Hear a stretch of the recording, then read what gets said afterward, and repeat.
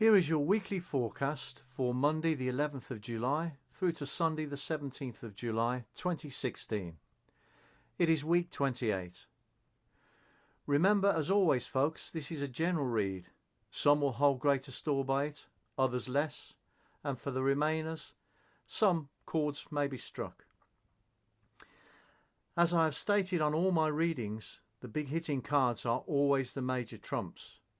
Today, this is no exception. Before I continue this read, it was tempting to draw another set of cards because of a certain foreboding in this read, some carrying on from the previous read of last week.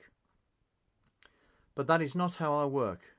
I have never flowered anything up or said what isn't there or denied what is there. This is not being true to myself or you. Honesty is always the best policy, even on a difficult read. The major trumps are 2 in number today. The Aeon, which is Judgment in other decks, and Death, no mistake in that one.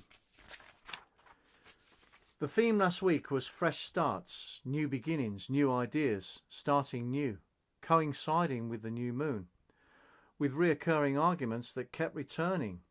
The overall theme is a continuation of this, and also a recurring card, the Ten of Swords, which is in this case a card of pain.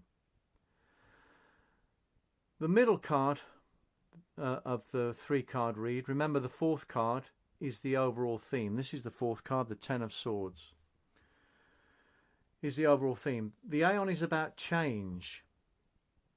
The Aeon is change in all manner of things. Change of heart, change of mind, change of abode, change of job, etc., etc. Change, change, change.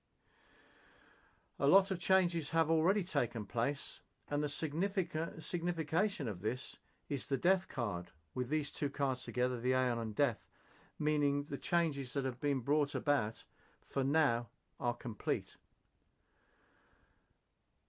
But the pain card, the Ten of Swords, is still the theme. I always refer to the Aeon as being ruled by Saturn, the reality check planet. It gives tests for and demands of maturity. Because this planet takes 20 years for the complete cycle in the astrological chart, it is a slow-moving planet and events pan out slowly, longer and deeper. It has returned now to House 1, Aries, which is of self-development. This time for changes taking place and having taken place to the self.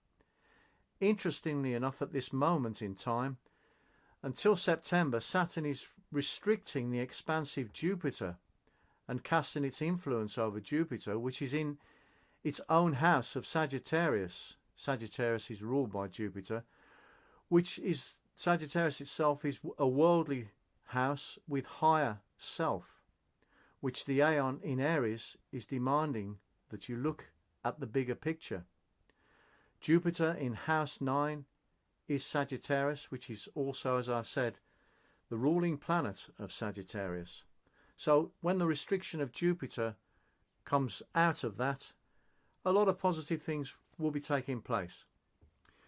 At the moment there is a suppression due to forced changes. The Aeon in Aries, which is of self, and the demanding of self-mastery, Saturn, the Aeon, in Aries, which is the house of self. Because the Aeon is a fire card and is in Aries, this is ruled by Mars, which is a co-ruler to Scorpio, which is the Death card. So the more I look at these 2 cards, the more I am looking at inner developments, searching the recesses of your darker self, your inner self, the self that you do not want to address. Scorpio, the Death card, this card is of transformation, ascending, which is the eagle part, or remaining, or the lower descension of the Scorpion, which is either the higher level or the lower level, obviously.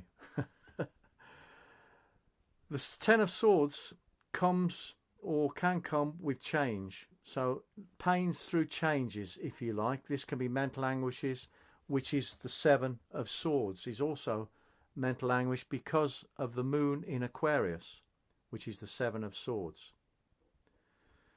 But along with change comes excitement, exciting times, anticipating, looking forward to differences, different things. So from the new moon developments of the other week, changes are coming about. Once Jupiter, as I've said, is free from the Saturnian influence in September, then a more positive structure will come about. Because Mars, co-ruler of Scorpio, the death card, it is in house 12, Pisces. So we have igniting the fires, shining a light, if you like, on the hidden recesses in the darkest corners of your mind, mentioned earlier. Bringing these things to light, the things that you have buried, put into a locked cupboard in your mind, so to speak. To bring these changes, and also the changes that have taken place. You are being tested, as I have said, at present. The Aeon next to the Seven of Swords. This is of mental anguish also, just mentioned. But it's especially testing you where honesty is concerned. Telling you as it is, which is what I was referring to at the beginning of this read. If you tell it as it is, people will rely on your judgment, because in itself, honesty is not judgmental. It's when you inflict your way, your values, your morals, your say-so onto someone else that dishonesty takes place. Honesty comes with impartiality. Therefore, your acceptance of another and their ways is of non-judgment. And this is the test you are being set at this moment in time. I mention this because the Aeon is also a judgment card, and indeed called that in other tarot decks. I only use the Crowley deck and it's known as the Aeon. So next door to the Seven of Swords, which I view as a politician card. By that I mean sneaky, underhanded, hidden agendas, hidden personas.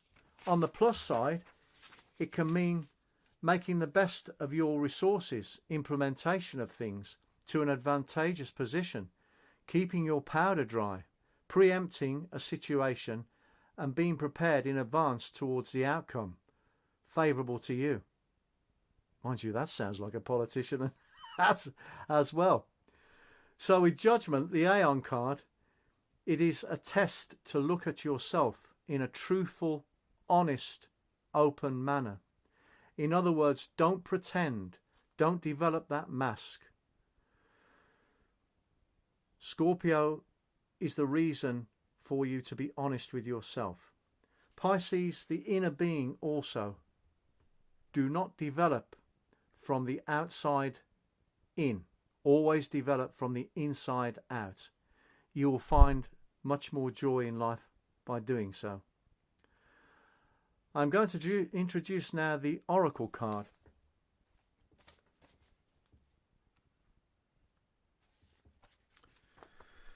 Now I've got the Oracle card next to the Pain for card of Ten of Swords for various reasons.